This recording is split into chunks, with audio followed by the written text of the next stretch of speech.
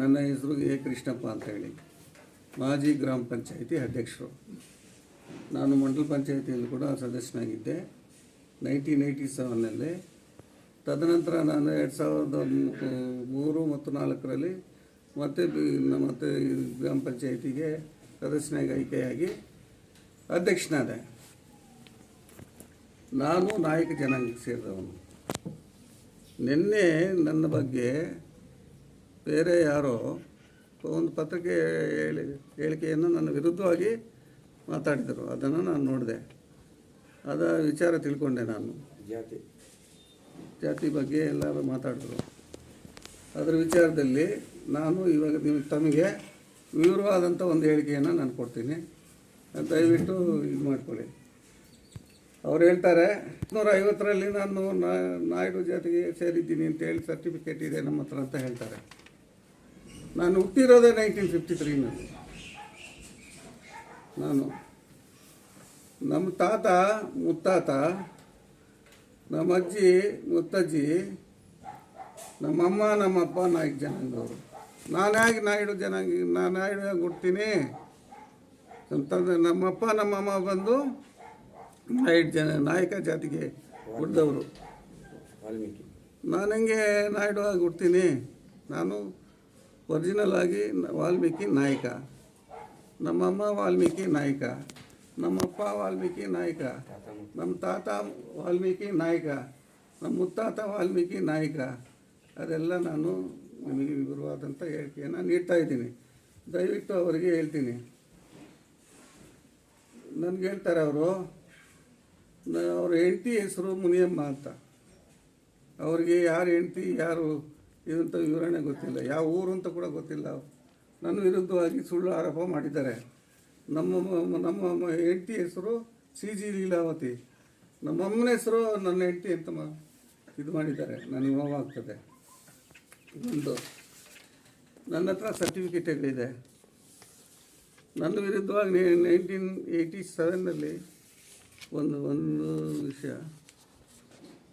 ನಾನು ಅಧ್ಯಕ್ಷನಾಗಿದ್ದಾಗ 1993-94 ಅಧ್ಯಕ್ಷ ಆದೆ. ಆವಾಗ ಏನು ಮಾಡಿದ್ರು, ನನ್ನ ವಿರುದ್ಧ ಕೆಲವು ಸದಸ್ಯರು ಅಂದರೆ ಗೋಪಾಲಪ್ಪ, B ವೆಂಕಟರತ್ನಯ್ಯ ಇಂಥವರು ಮಾರಿಕುಪ್ಪು ಗ್ರಾಮ ಪಂಚಾಯತಿಯಲ್ಲಿ ಸದಸ್ಯರಾಗಿದ್ದರು ನನ್ನ ಜೊತೆ. ನಾನು ಆವಾಗ ಅಧ್ಯಕ್ಷನಾಗಿದ್ದೆ. ಆವಾಗ ಏನು ಮಾಡಿದ್ರು, ಬಂಗಾರಪೇಟೆ ತಾಲೂಕು ಮಾರಿಕುಪ್ಪು ಗ್ರಾಮ ಪಂಚಾಯತಿಯ ಶ್ರೀ ಎ ಕೃಷ್ಣಪ್ಪನವರು ಸುಳ್ಳು ಜಾತಿ ಪ್ರಮಾಣ ಪತ್ರ ನೀಡಿ ಗ್ರಾಮ ಪಂಚಾಯತಿ ಆಗಿರೋ ಬಗ್ಗೆ ಅಂತೇಳಿ ನಮ್ಮ ಅಸಿಸ್ಟೆಂಟ್ ಕಮಿಷನರ್ ಕೋರ್ಟಲ್ಲಿ ಕೇಸ್ ಹಾಕಿದ್ರು. ಮೇಲೆ ಸುಳ್ಳು ಜಾತಿ ಪತ್ರ ಕೊಟ್ಟು ಅಧ್ಯಕ್ಷನಾಗಿ ಆಯ್ಕೆಯಾಗಿದ್ದಾರೆ. ಅದು ನಾಯಕ ಜಾತಿಗೆ ಮೀಸಲಿಟ್ಟಿದ್ದು. ಅದು ನಾಯ್ಡು ಅವರು ಹೋಗಿ ನಾಯಕ ಅಂತ ಮಾಡಿ ಸುಳ್ಳು ಜಾತಿ ಪತ್ರ ಕೊಟ್ಟು ಆಯ್ಕೆಯಾಗಿ ಅಧ್ಯಕ್ಷರಾಗಿದ್ದಾರೆ. ಅವ್ರ ಮೇಲೆ ಕ್ರಮ ತಗೊಳ್ಳಿ, ಅವನು ವಜಾ ಮಾಡಿ ಅಂತ ಕೊಟ್ಟಿದ್ದರು. ಅದು ಕೋರ್ಟಲ್ಲಿ ಕೇಸ್ ನಡೀತು. ಅಲ್ಲಿಗೆ ಕರ್ನಾಟಕ CRC ಅಲ್ಲಿ ಕೊಟ್ಟರು. ಅಲ್ಲಿ ಕೇಸ್ ನಡೀತು, ಅಲ್ಲಿ ವಿಚಾರಣೆ ನಡೀತು. ಗ್ರಾಮದಲ್ಲಿ ನಮ್ಮಪ್ಪ ನಮ್ಮಮ್ಮ ನಮ್ಮ ಅಣ್ಣ ತಮ್ಮಂದರು ಎಲ್ಲರದೂ ವೆರಿಫೈ ಮಾಡಿದರು. ವೆರಿಫೈ ಎಲ್ಲ ಜಾತಿ ಕರೆಕ್ಟಾಗಿದೆ ಅಂತ ಹೇಳ್ಬಿಟ್ಟು ಏನು ಮಾಡಿದರು, ಅಧ್ಯಕ್ಷ ದಾಖಲೆಗಳನ್ನೆಲ್ಲ ದಾಖಲಿಸ್ಕೊಂಡು ವಿಚಾರಣೆ ನಡೆಸಿ, ಅವನ್ನ ವಿಚಾರಣೆ ನಡೆಸಿದ್ರು, ನಮ್ಮನ್ನು ವಿಚಾರಿಸಿದ್ರು. ನಾವು ನಮ್ಮಲ್ಲಿ ಏನೇನು ಕೇಳಿದ್ರು, ಕ್ರಯಪತ್ರ ಕೇಳಿದ್ರು, ಶಾಶ್ವತ ಪಟ್ಟ ಕೇಳಿದ್ರು, ದಾನ ಪತ್ರಗಳು ಕೇಳಿದ್ರು. ನಾನು ಹಾಜರುಪಡಿಸಿದೆ. ನಮ್ಮ ಅಣ್ಣ ತಮ್ಮಂದರ ದಾಖಲಾತಿಗಳು, ನಮ್ಮ ಮಕ್ಕಳ ದಾಖಲಾತಿಗಳನ್ನೆಲ್ಲ ಹಾಜರುಪಡಿಸಿದೆ. ಇದು ನಾನು ಕೋರ್ಟ್ ಆರ್ಡ್ರು ನಿಮಗೆ ಒಪ್ಪಿಸ್ತಾ ಇದ್ದೀನಿ. ಕೋರ್ಟ್ ಆರ್ಡ್ರ್ ತೋರಿಸ್ತಾ ಇದ್ದೀನಿ. ಅಸಿಸ್ಟೆಂಟ್ ಕಮಿಷನರ್ ಕೋರ್ಟಲ್ಲಿ ಅವ್ರ ಮೇಲ್ಮನವಿ ವಜಾಕರಿಸಲಾಗಿದೆ ಎಂದು ಇದು ಮಾಡಿದ್ದಾರೆ. ಎಲ್ಲ ವಿವರಗಳು ಈ ಆದೇಶದಲ್ಲಿದೆ. ಇದನ್ನು ಬೇಕಾದರೆ ಓದಿ ಹೇಳಬೇಕು ಅಂತಂದು ಕೂಡ ಹೇಳ್ತೀನಿ. ನಮ್ಮ ಅಪ್ಪಂದು ಆಂಧ್ರದಲ್ಲಿದ್ದರು, ಇಲ್ಲಿ ಮೈನ್ಸಲ್ಲಿ ಕೆಲಸ ಸಿಕ್ತು, ಇಲ್ಲಿ ಬಂದು ಕೇಳಿದ್ರು. ಹಾಗಾದಾಗಿನಿಂದ ಅವರು ಏನಾಯಿತು ಮತ್ತು ಇದು ಗಲಾಟೆ ಯಾಕೆ ಬಂತು ಅವ್ರು ಹೇಳಿದ್ದಾರೆ. ಒಂದು ಸೆಕೆಂಡ್, ಅವ್ರು ಹೇಳಿದ್ದಾರೆ, ಬರೀದ್ದಲ್ಲ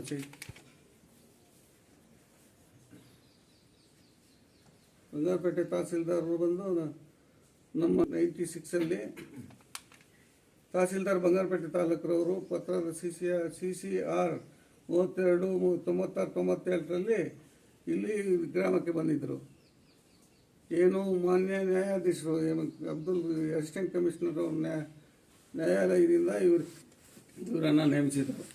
ಇವ್ರದ್ದು ಹೋಗಿ ವೆರಿಫಿಕೇಷನ್ ಮಾಡಿ ಇವರು ಯಾವ ಜಾತಿಗೆ ಸೇರಿದವರು ಏನಂತ ಗ್ರಾಮದಲ್ಲಿ ನೀವು ಡೀಟೇಲ್ ಆಗಿ ನಮಗೆ ವಿಚಾರಣೆ ಮಾಡಿ ಹಾಜರು ಮಾಡಿ ನಮಗೆ ದಾಖಲಾತಿಗಳನ್ನು ಪ್ರೊಡ್ಯೂಸ್ ಮಾಡಿ ಅಂತಂದರೆ ಅವರು 90ರಲ್ಲಿ ಇದೇನು ಮಾಡಿದ್ರು,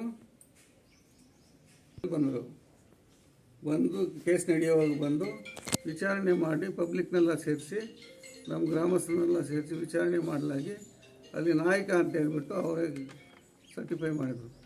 ಅದನ್ನು ತಗೊಂಡೋಗಿ ಕೇಸಲ್ಲಿ ಕೊಟ್ಟು ಎಲ್ಲ ಡೀಟೇಲಾಗಿ ವಿಚಾರಣೆ ಮಾಡಿದಾಗ ಇವರು ನಾಯಕ ಅಂತ ಹೇಳಿ ಅವ್ರು ದೃಢೀಕರಣ ಕೊಟ್ಟಿದ್ದಾರೆ. ಈ ಆದೇಶದಲ್ಲಿ ತಿಳಿಸಿದ್ದಾರೆ AC ಅವರು.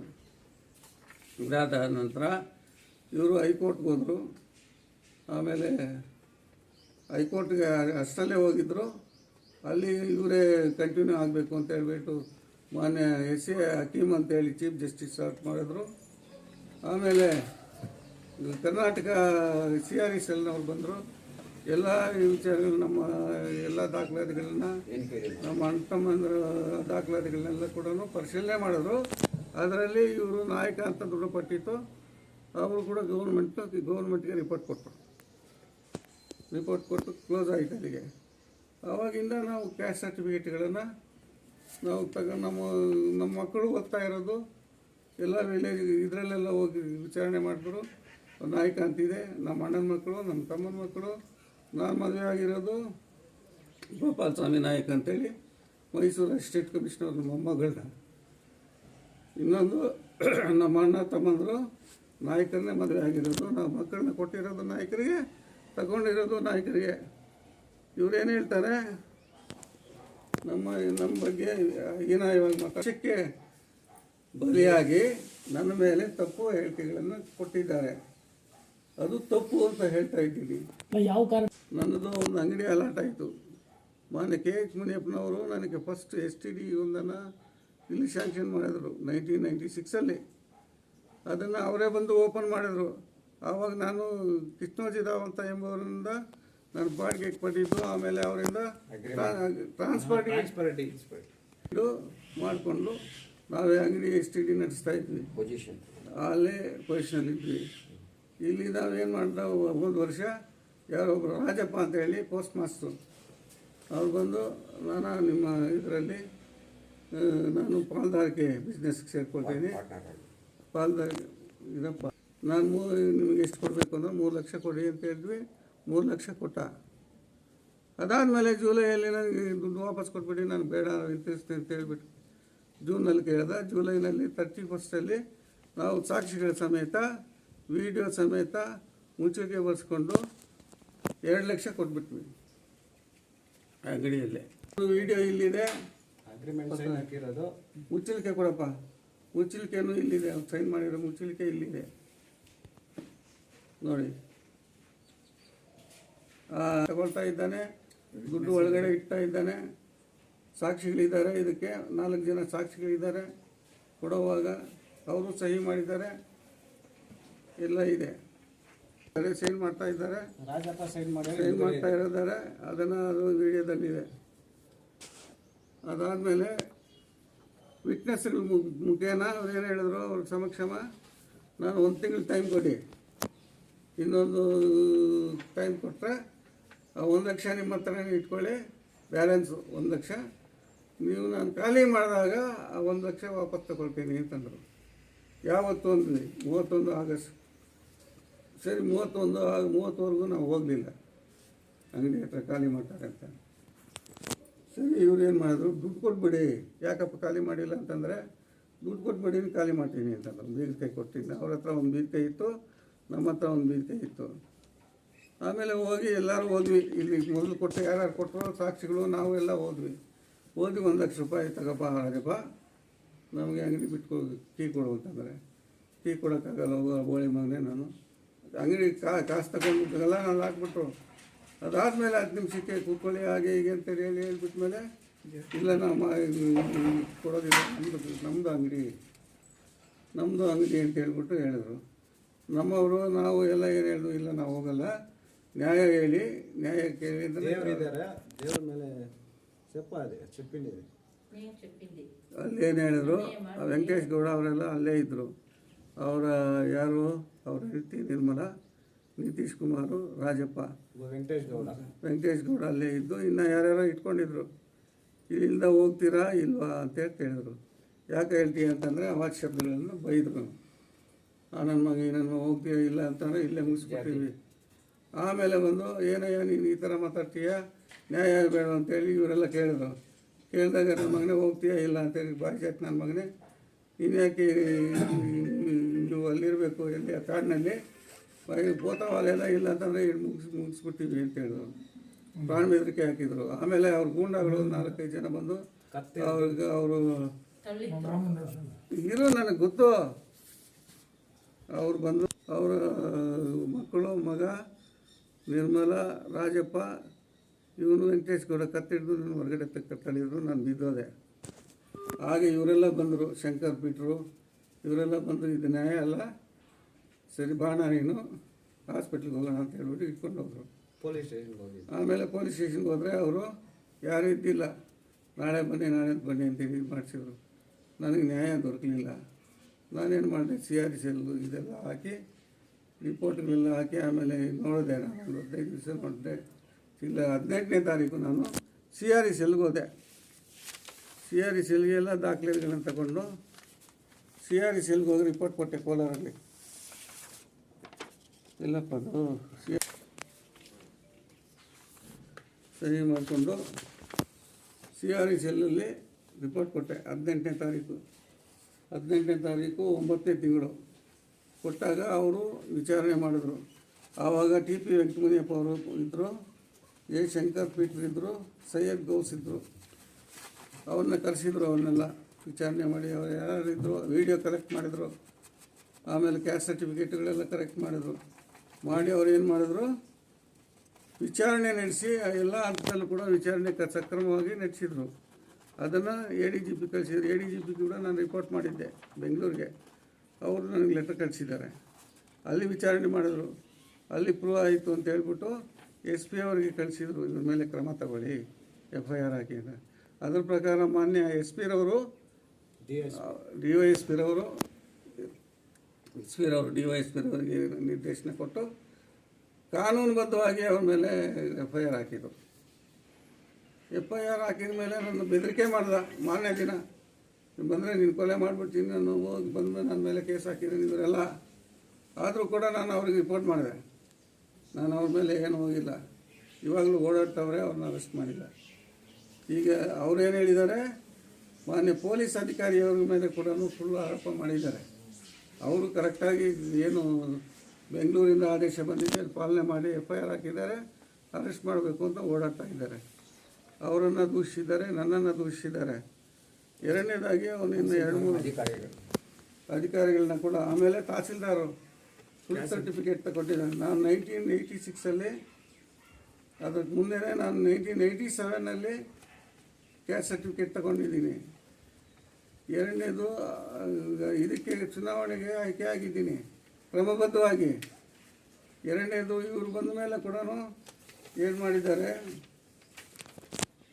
ಕ್ಯಾಸ್ಟ್ ಸರ್ಟಿಫಿಕೇಷನ್ 2020 ಕೂಡ ಕ್ಯಾಸ್ಟ್ ಸರ್ಟಿಫಿಕೇಟ್ ತಗೊಂಡಿದ್ದೀನಿ. 1986 ಕೂಡ ಕ್ಯಾಸ್ಟ್ ಸರ್ಟಿಫಿಕೇಟ್ ತಗೊಂಡಿದ್ದೀನಿ. ಆವಾಗಲೂ ಕೂಡ ಎಲ್ಲ ತಹಸೀಲ್ದಾರವರು ನಮ್ಮ ಮನೆಗೆ ಬಂದಿದ್ದಾರೆ. ಎಲ್ಲ ದಾಖಲೆಗಳನ್ನು ಪರಿಶೀಲನೆ ಮಾಡಿನೇ ಅವ್ರು ಕೊಡೋದು. ಇಲ್ಲಿ ನಮ್ಮೂರಲ್ಲಿ ಸುಮಾರು 25-30 ಮನೆ ನಾಯಕರಿದ್ದಾರೆ. ಕೇಳ್ಬೋದು. ಇಲ್ಲ ಬೇರೆ ಜಾತಿಯವ್ರು 300 ಮನೆ ಇದೆ, ಕೇಳ್ಬೋದು. ನಾನು ನಾಯಕ, ನಮ್ಮಪ್ಪ ನಾಯಕ, ನಮ್ಮಮ್ಮ ನಾಯಕ. ಆಮೇಲೆ ಎಲ್ಲಿದೆ, KGF ಎಲ್ಲಿದೆ, ಕೋಲಾರ ಎಲ್ಲಿದೆ ಅಂತ ಗೊತ್ತಿಲ್ಲದೆ ರಾಮಕುಪ್ಪಮ್ಮ ಅಂತ ಇದು ಮಾಡ್ತಾರೆ. ಅಮ್ಮನ ಹೆಂಡತಿ ಅಂತ ಹೇಳ್ತಾನೆ. ಇದೆಲ್ಲ ಸುಳ್ಳು ಅಂತ ನಾನು ಹೇಳ್ತಾ ಇದ್ದೀನಿ. ಗೌರ್ಮೆಂಟಿಂದ ಮಕ್ಕಳಿಗೆ ಆಮೇಲೆ ಗೌರ್ಮೆಂಟಿಂದ ಈ ST ಸರ್ಟಿಫಿಕೇಟ್ ಇದು ಮಾಡಿಕೊಂಡು ಮಕ್ಕಳ ಹೆಸರಲ್ಲಿ ಭರತ್, ಶ್ವೇತಾ, ಶಿಲ್ಪ ಇವರ ಹೆಸರಲ್ಲಿ ಇದೆಲ್ಲ ಜಮೀನು ಗೌರ್ಮೆಂಟ್ ಮಾಡ್ಕೊಂಡಿದ್ದಾರೆ ಅಂತಾರೆ. ಅದು ಇನ್ನೊಂದು ಲ್ಯಾಂಡ್ ತಗೊಂಡಿದ್ದಾರೆ ಅಂತ ಯಾವುದೇ ನಮ್ಗೆ ಇದು ಬೆನಿಫಿಟ್ಸ್ ತಗೊಳ್ಳೋದು ಕರೆಕ್ಟಾಗಿದೆ. ಆದರೆ ನಾನು ತಗೊಂಡಿಲ್ಲ. ನಾನು ಯಾವುದೇ ಪೋಲ್ಟಿಗೆ ನಾನು ಲೋನ್ ತಗೊಂಡಿಲ್ಲ. ಕೋಳಿ ಫಾರಂ ಅನ್ಸುತ್ತೆ. ಕೋಳಿ ಫಾರಮ್ಗೆ ಲೋನ್ ತಗೊಂಡಿಲ್ಲ. ನಮ್ಮ ಮಕ್ಕಳ ಮೇಲೆ ಲೋನ್ ತಗೊಂಡಿಲ್ಲ. ನಮ್ಮ ಮಕ್ಕಳ ಮೇಲೆ ಯಾವುದು ಬೆನಿಫಿಟ್ ತಗೊಂಡಿಲ್ಲ. ನಾನು ಬೋರ್ಗಳು ಹಾಕಿರೋದೆಲ್ಲ ಕೂಡ ನಾನು ತಗೊಂಡಿದ್ದೀನಿ. ಅದು ಮಾನ್ಯ ಇದು ಕಾನೂನಿದೆ. SC ST ಕೊಡಬೇಕು, ಕೊಡ್ತಾರೆ, ಅದರಲ್ಲೇನಿದೆ. ಆಮೇಲೆ KGFನಲ್ಲಿರೋ ಎಲ್ಲ ನಾಯಕರು ಕೂಡ ಸುಳ್ಳು ಸರ್ಟಿಫಿಕೇಟ್ ಮಾಡಿ ಏಮಾರಿಸ್ತಾರೆ ಅಂತ. ಒಬ್ಬ ದಲಿತ ಸಂಘದವರು ಇನ್ನು SC ST ಅಂತಂದರೆ ಎರಡು ಒಂದೇ. SC ಯಾರೋ ಇವರು ಯಾವುದೋ ಒಂದು ಅಂಶಕ್ಕೆ ಬಲಿಯಾಗಿ ಅವರು ತಗೊಂಡು ನಮ್ಮ ಮೇಲೆ ಸುಳ್ಳು ಆರೋಪ ಮಾಡ್ತಾ ಇದ್ದಾರೆ ಇವರು. ಎರಡನೇದು ಒಬ್ಬರು SC ಆಗಲಿ ST ಮೇಲೆ ಆರೋಪ ಮಾಡಬಾರ್ದು, SC ಮೇಲೆ ಆರೋಪ ಮಾಡಬಾರ್ದು. ನ್ಯಾಯ ಸುಳ್ಳು ಏನಾದರೂ ಕೆಟ್ಟದ್ದು ಮಾಡಿದರೆ ಅಥವಾ ಅವ್ರು ತಪ್ಪು ಮಾಡಿದರೆ ಮಾಡಲಿ, ನಾನು ಒಪ್ಕೊಳ್ಳೋದಿಲ್ಲ. ನಾನು ತಪ್ಪು ಮಾಡಿಲ್ಲ. ಅವ್ರ ಥರ ಅವರು ಏಕವಚನದಲ್ಲಿ ಮಾತಾಡಿದ್ದಾರೆ. ನಾನು ಎಜುಕೇಟೆಡ್ಡು, ನಾನು ಸರ್ವಿಸ್ ಮಾಡಿದ್ದೀನಿ, ಜನಗಳಿಗೆ ಸರ್ವಿಸ್ ಮಾಡಿದ್ದೀನಿ, ಮಾಡ್ತಾಯಿದ್ದೀನಿ. ನನ್ನ ಮೇಲೆ ಮಾಡಿರೋ ಆರೋಪಗಳೆಲ್ಲ ಸುಳ್ಳು. ಇನ್ನೊಂದು ಇವಾಗ ನಮ್ಮ ಜಾತಿಯವ್ರನ್ನ ದೂಷಿಸಿದ್ದಾನೆ, ಅವಮಾನ ಮಾಡಿದ್ದಾನೆ. ನನ್ನ ಹೋರಾಟ ನಾನು ನಮ್ಮ ರಾಜ್ಯ ಮಟ್ಟದಲ್ಲಿ ಸುಳ್ಳು ಮಾಹಿತಿ ನೀಡಿದ್ದಾನೆ. ರಾಜ್ಯ ಮಟ್ಟದಲ್ಲಿ, ಆಮೇಲೆ ಜಿಲ್ಲಾ ಮಟ್ಟದಲ್ಲಿ, ತಾಲೂಕು ಮಟ್ಟದಲ್ಲಿ ನಮ್ಮವರಿಗೆ ತಿಳಿಸ್ತೀನಿ. ನಾನು ಅವ್ರ ಮೇಲೆ ಇಲ್ಲ ಏನು ಬೇಕು ಅಂತಂದರೆ ನಾನು ಹೋರಾಟ ಮಾಡ್ತೀನಿ. ಅವ್ರ ಮೇಲೆ ಕ್ರಮ ತಗೋಬೇಕು. ನಾನೆಲ್ಲ ಅರೆಸ್ಟ್ ಆಗಬೇಕಾಗಿರೋದು, ಆತನ ಅರೆಸ್ಟ್ ಆಗಬೇಕು. ಅದು ಸುಳ್ಳಾರೋಪ ಮಾಡಿರೋದು ಅವನು. ಅವ್ರು ಬಂದು ಏನು ತಿಳಿದಿರೋದು ಎಲ್ಲೋ ಇದ್ಕೊಂಡು ಬಂದು ಯಾರೋ ಮಾತು ಕೇಳ್ಕೊಂಡು ನನ್ನ ಮೇಲೆ ಸುಳ್ಳು ಆರೋಪ ಮಾಡಿರೋದು ತಪ್ಪು. ಜಾತಿಗೆ ಅವಮಾನ ಆಗಿದೆ. ಮತ್ತು BPM ಆಗಿ ಕೆಲಸ ಮಾಡ್ತಾನೆ. ಏನು ಬ್ರಾಂಚ್ ಪೋಸ್ಟ್ ಅಂತ ಮಾಡ್ತಾ ಇದ್ದಾನೆ. ಇನ್ನು 15 ವರ್ಷದ ಹಿಂದೆ ಇವನು ಲೆಟ್ರ್ಗಳನ್ನು ನಿಮಗೆ ಸೇರಬೇಕಾಗಿದ್ದನ್ನು ಕೊಡ್ದಿರ ಅವರ ಅಪಾಯಿಂಟ್ಮೆಂಟ್ಗಳಿಗೆಲ್ಲ ಮೋಸ ಮಾಡಿ ಆಗದೇ ಇರೋರ ಮೇಲೆ ಅವರು ಜೈಲು ವಾಸ ಮಾಡಿ ಅವ್ರಿಗೆ ತಪ್ಪಿಸ್ತಂತ ಹೇಳ್ಬಿಟ್ಟು ಸಾಬೀತಾಗಿದೆ. ಅವನು ಕೆಲಸದಿಂದ ವಜಾ ಮಾಡಿದ್ದಾರೆ, ತಿರುಗಿ ಹೋಗಿ ಕೆಲಸಕ್ಕೆ ಸೇರಿಕೊಂಡಿದ್ದಾನೆ. ಇವರು ತಪ್ಪಿಸ್ತರ ಪರ ಮಾತಾಡಿದ್ದಾರೆ. ಈ ತಪ್ಪಿಸ್ತಾ ಇವನು ಬೇಕಾದರೆ ಕೇಳ್ಬೋದು ನೀವು, ವಿಚಾರಣೆ ಮಾಡಿ. ತಪ್ಪಿಸ್ತಾ ಅಂತ ಹೇಳ್ಬಿಟ್ಟು ಎಲ್ಲರ ಹತ್ರ ಅವ್ರಿಗೆ ಅದಕ್ಕೂ ಸಾಕ್ಷಿ ಇದೆ ನಮ್ಮ ಹತ್ರ. ಯಾರು ಆರೋಪ ಮಾಡಿದ್ರು 6 ತಿಂಗಳು ಇವನಿಗೆ ಕೆಲಸ ಕೊಟ್ಟಿಲ್ಲ. ಇವಾಗಲೂ ಕೂಡ ಆರೋಪ ಇದೆ. ಇಂಥವರ ಪರ ಮಾತಾಡಿರೋದು ನನಗೆ ಸರಿ ಅನಿಸ್ಲಿಲ್ಲ. ಆಮೇಲೆ ಅಧಿಕಾರಿಗಳ ವಿರುದ್ಧ ಮಾಡಿದ್ದಾನೆ, ಅಧಿಕಾರಿಗಳು ಸರಿಯಾಗಿ ಮಾಡಿದ್ದಾರೆ. ಇನ್ನೊಂದು ಏನಂತಂದರೆ, ನಾವು ಬಂದು ಯಾವುದೇ ಕಾರಣಕ್ಕೆ ತಪ್ಪು ಮಾಡಿಲ್ಲ. ಆಮೇಲೆ ಮಾಡಿಲ್ಲ, ಮಾಡೋದು ಇಲ್ಲ. ಇವಾಗ ನನ್ನ ಮೇಲೆ ಇದು ಸರ್ಕಾರದಿಂದ ಕೋಳಿ ಫಾರಮ್ಗೆ ದುಡ್ಡು ತಗೊಂಡಿದ್ದಾರೆ ಅಂತೇಳಿ ಪ್ರೂವ್ ಮಾಡಲಿ. ಜಮೀನು ಇದು ಮಾಡ್ಕೊಂಡಿದ್ದಾರೆ ಮಕ್ಕಳ ಮೇಲೆ ಅಂತ ಪ್ರೂವ್ ಮಾಡಲಿ. ಪ್ರೂವ್ ಮಾಡದೆ ಹೋದರೆ ಅವ್ರ ಮೇಲೆ ನಾನು ಮಾನನಷ್ಟ ಮೊಕದ್ದಮೆ ಮಾಡ್ತೀನಿ, ಅವ್ರಿಗೆ ಜೈಲು ಕಳಿಸ್ತೀನಿ. ಅದು ನ್ಯಾಯ ನನ್ನ ಪರವಾಗಿದೆ. ಅನ್ಯಾಯ ಮಾಡ್ತಾ ಇದ್ದಾನೆ, ಅನ್ಯಾಯ ಮಾಡಿದ್ದಾನೆ, ಸುಳ್ಳು ಆರೋಪಗಳು ಮಾಡಿರೋದು ತಪ್ಪು. ನಾನಾಗಲಿ ಬೇರೆ ಯಾರಾದರೂ ಆಗಲಿ ಸುಳ್ಳು ಆರೋಪ ಮಾಡಬಾರ್ದು. ಮಾಡಿದ್ದಾನೆ ಯಾವುದೋ ಒಂದು ಅಂಶಕ್ಕೆ. ಇವರು ಎಸ್ಕೇಪ್ ಆಗಿದ್ದಾರೆ, ಯಾರು ಅಬ್ಸ್ಕ್ಯಾಂಡ್ ಆಗಿದ್ದಾರೆ. ಇವ್ರು ತಪ್ಪಿಸ್ತರು 4 ಜನನು. ಅವನ್ನ ಇನ್ನೂ ಅರೆಸ್ಟ್ ಮಾಡಬೇಕು ಅಂತ ಹೇಳಿ ನಾನು ಒತ್ತಾಯ ಮಾಡ್ತೀನಿ ಸಂಬಂಧಪಟ್ಟ ಅಧಿಕಾರಿಗಳಿಗೆ. ಅದೇ ಕೋರ್ಟ್ ಆದೇಶ ಇದೆ, ನೀವು ಪರಿಶೀಲನೆ ಮಾಡ್ಬೋದು. ಜಾತಿ ಸರ್ಟಿಫಿಕೇಟ್ಗಳಿದೆ, ಎಲ್ಲ ಸರ್ಟಿಫಿಕೇಟ್ಗಳಿದೆ, ಮಾಡ್ಬೋದು. ಅವ್ರು ತಗೊಂಡಿರೋದಕ್ಕೆ ಹಣ ವಾಪಸ್ ತಗೊಂಡಿರೋದಕ್ಕೆ ದಾಖಲೆ ಇದೆ, ದುಡ್ಡು ವಿಡಿಯೋ ಇದೆ, ಅದನ್ನು ಪರಿಶೀಲನೆ ಮಾಡ್ಬೋದು. ಎರಡನೇದು, ನಮ್ಮ ಜಾತಿಯನ್ನು ಹೀನಾಯವಾಗಿ ಮಾತಾಡಿದ್ದಾರೆ ಇವರು. ಅವರಾಗಲಿ ಇವರಾಗಲಿ ಅವ್ರ ಮೇಲೆ ಕ್ರಮ ತಗೋಬೇಕು. ಇನ್ನೊಂದು ನಂಬರ್ ಇದೆ, ನನ್ನ ಮಾನಹಾನಿ ಆಗಲಿ ಇದು ಪದೇ ಇದು ಸರ್ಟಿಫಿಕೇಟ್ ವಿಚಾರದಲ್ಲಿ ನನ್ನ ಮಾನ ಹಾನಿ ಮಾಡಬಾರ್ದು, ನನ್ನ ಬಗ್ಗೆ ಮಾತಾಡಬಾರ್ದು ದಯವಿಟ್ಟು ಅಂತ ಹೇಳ್ಬಿಟ್ಟು ನಾನು ಎಲ್ಲರಲ್ಲಿ ಮನವಿ ಮಾಡ್ಕೊಳ್ತೀನಿ.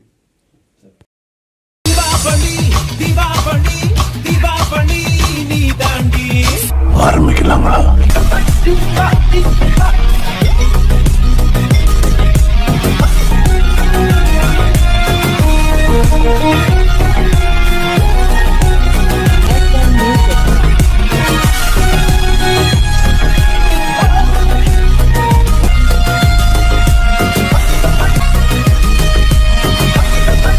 தரம் என்றும் நிரந்தரம், தரம் என்றும் நிரந்தரம், தரம் என்றும் நிரந்தரம். வாங்க.